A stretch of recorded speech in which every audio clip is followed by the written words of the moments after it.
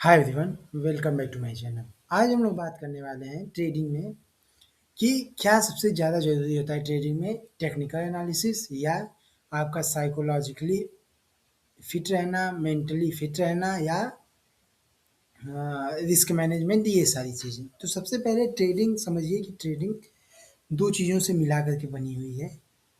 Trading trading जो है वो दो चीज़ों से मिला करके बनी हुई है।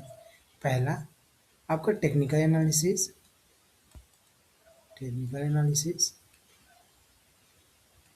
एनालिसिस और दूसरा आपका साइकोलॉजी, जो कि बहुत ज़रूरी है। दूसरा माइंडसेट आपका। तीसरा का risk management.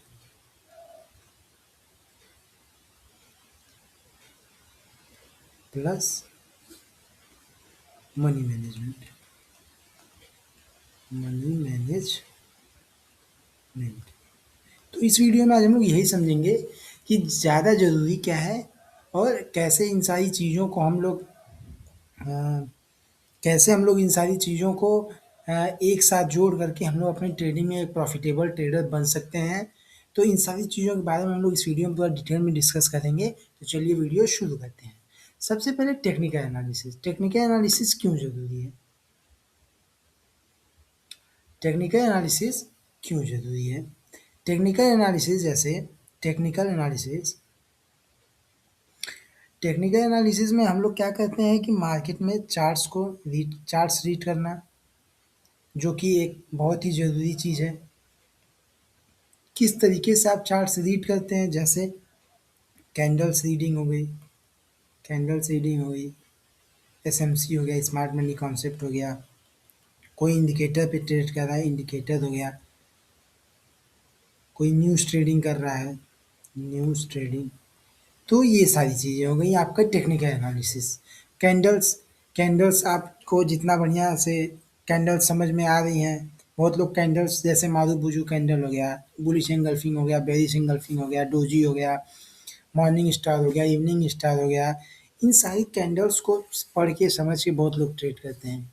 Smart money concept हो गया, जैसे मार्केट का स्ट्रक्चर, स्मार्ट मनी कॉन्सेप्ट में मार्केट का स्ट्रक्चर हो गया, टाइम फ्रेम हो गया, और ऑर्डर ब्लॉक हो गया, इम्बैलेंस हो गया, फेयर वैल्यू गैप हो गया, ये सारी चीज़ें।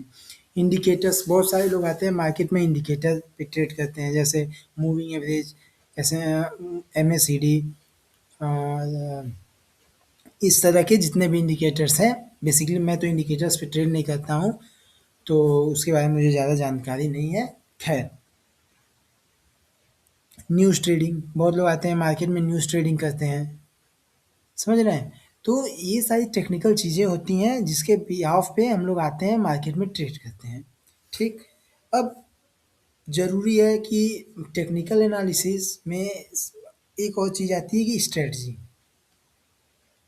स्ट्रेटजी आप कौन सी लेकर के चल रहे हैं, स्ट्रेटजी क्या बना करके मार्केट में ट्रेड कर रहे हैं। ठीक।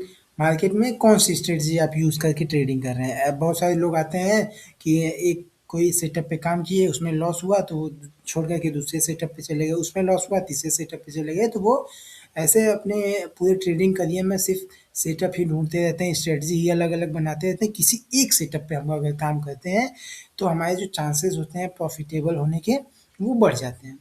तो अगर आप टेक्निकल एनालिसिस यूज़ कर रहे हैं तो इन सारी बातों का ध्यान दीजिए, किसी एक सेटअप पे काम करिए और उसी को कंटिन्यूअसली उसी पे फोकस बनाए रहिए और उसी के ऊपर ट्रेड करिए। क्योंकि कोई भी ऐसी स्ट्रेटजी नहीं होती है जो आपको 100% विनर दे।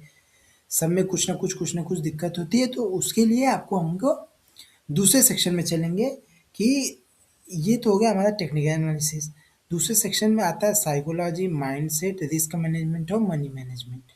अगर आपकी टेक्निकल एनालिसिस काफ़ी हद तक अगर सुधार लेते हैं, ऐसा कहा जाता है कि जो ट्रेडिंग होती है वो 20% जो होती है वो टेक्निकल एनालिसिस से होती है, और 80% में ये सारी चीज़ें आती हैं, जैसे आपका माइंडसेट हो गया, साइकोलॉजी हो गया, माइंडसेट हो गया, रिस्क मैनेजमेंट, मनी मैनेजमेंट हो गया, ये सारी चीज़ें होती हैं 80% में।